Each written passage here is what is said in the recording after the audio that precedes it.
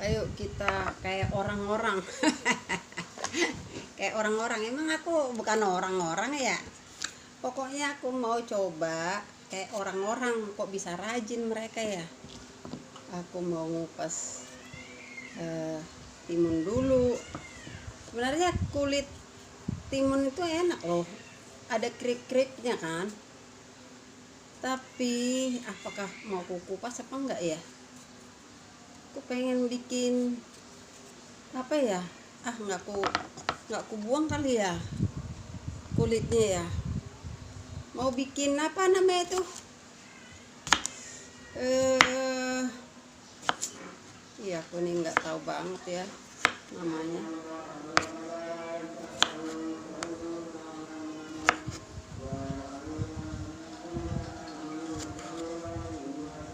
Udah pas orang azan ya, kita mulai.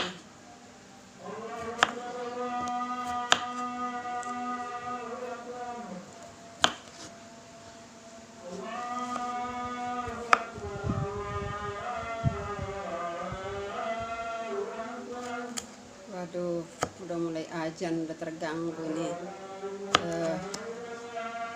itunya. Waduh, ya udahlah teman-teman ya, nanti kita sambung ya. Aku mau membuat apa ya yang pas untuk timun, apa ya?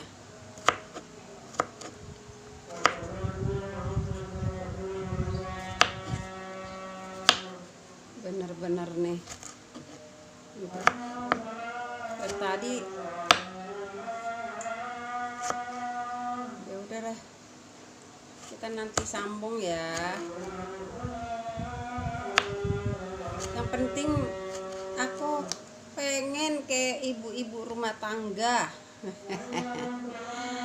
Selama ini aku nggak bisa kayak ibu-ibu rumah tangga yang rajin masak. Makanya aku kepengen kalau lihat postingan-postingan orang masak ya, waduh enak banget.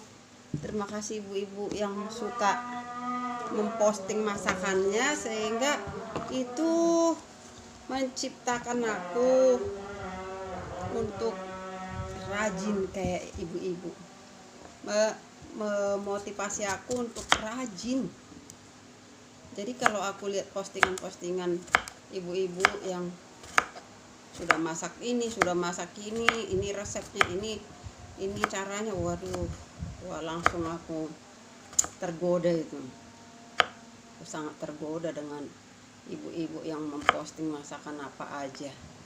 Aku suka sebenarnya, dari dulu kesukaanku menulis resep-resep masakan. Aku ingat dulu ya, kalau ada masakan yang baru aku catat aja. Nggak tahu tuh kemana itu catatan itu. Aku pasti catat aja. Nanti kata suamiku, kamu rajin nulis doang, mempraktekkan kagak, katanya. Ya, yang penting kan ada dulu resepnya, saya bilang. Beneran loh, resep itu entah kemana, nggak tahu saya taruh di mana itu. Terus nanti kan kalau pengen aku tinggal buka, saya bilang, buka catatan. Ternyata ibu-ibu, kita hanya mencatat tapi tidak langsung mempraktekkan tuh nggak akan bisa-bisa. Lebih baik kita nggak usah catat tapi kita langsung praktekin, itu lebih mantap. Jadi jangan hanya mencatat, jangan hanya melihat, tapi harus mencoba mempraktekkannya. Jadi kita jadi ingat gitu loh, sehingga kita pun nanti kapanpun kita mau terburu-buru, mau bikinnya masakan ini masakan itu, kita akan tahu. Nggak usah baca-baca lagi resepnya apa, tapi kita udah langsung otomatis hafal. Kalau kita mempraktekkan langsung udah hafal. Begitu juga dengan hidup kita sehari-hari ya.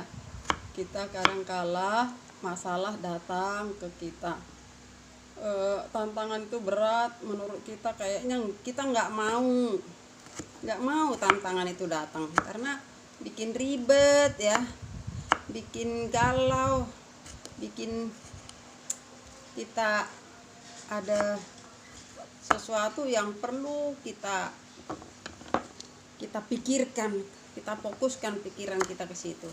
Ternyata itu merupakan suatu latihan yang dikasih Tuhan, yang diizinkan Tuhan ke kita rupanya. Jadi kalau kita ada masalah, itu sebenarnya merupakan latihan untuk mempraktekkan. Suka nggak suka, emang itu harus kita jalanin. Kita nggak bisa larang masalah itu datang ke kita, kita nggak bisa tepis. Pokoknya kita nggak mampu untuk menjauh dari situ, kita nggak mampu. Tapi kalau udah datang, nggak mungkin kita nggak bisa lari lah. Namanya suatu masalah datang ke kita, itu tidak akan bisa kita lari dari situ, pasti kita jalanin. Contoh, kalau orang tua kita meninggal, mana bisa kita udah jangan dulu deh, jangan orang tuaku dulu. Emang bisa kita tawar-tawar? Tahu-tahu udah langsung aja mendadak meninggal gitu bapak kita. Waduh, kan kita nangis kan. Waduh, nggak ada lagi tempatku ngadu. Waduh, nggak ada lagi bapakku. Waduh, kayaknya kecewa kita, kayaknya kita meraung-raung gitu kan. Tapi itu sudah wajib datang. Udah wajib datang. Terpaksa kita ya mau nggak mau, suka nggak suka kan, harus jalanin. Nggak bisa kita bilang bapak orang sana dulu deh, bulan depan aja deh, atau tahun depan aja deh bapakku meninggal. Nggak bisa kan, terpaksa harus kita hadapi. Ya mau nggak mau, suka nggak suka, kita hadapi kan. Ternyata di situ kita semakin teguh iman kita, karena kita nggak bisa lagi bersandar sama siapa-siapa. Tadinya kita ngadunya ke bapak kita, sekarang dia nggak ada. Terpaksa kita sendiri kan. Ya kita kalau ngadu sama orang, kadang orang nggak bener ininya, kasih jalan keluarnya. Terus mungkin itu nggak tuntas juga, bisa aja kan nggak tuntas karena manusia itu terbatas, belum tentu sesuai jalan keluar yang diberikan oleh teman atau saudara ke kita. Terpaksa kita itu minta sama Tuhan, terpaksa waduh, kita ikutin saran ini, saran itu salah, saran ini nggak tepat, malah mungkin lebih ribet lagi gitu kan. Udah deh, kita jalanin aja, kita minta aja sama Tuhan. Akhirnya lama-lama kita kuat, lama-lama kita bergantung sama Tuhan, lama-lama membuat kita terbiasa. Walaupun nggak ada bapak kita di dunia, kita merasa jadi terbiasa. Nggak punya bapak nggak apa-apa juga. Oke deh, ini kopiku, ayo kita ngopi. Aku suka pakai gelas ini, gelas plastik ini. Nikmat. Itulah kontenku hari ini.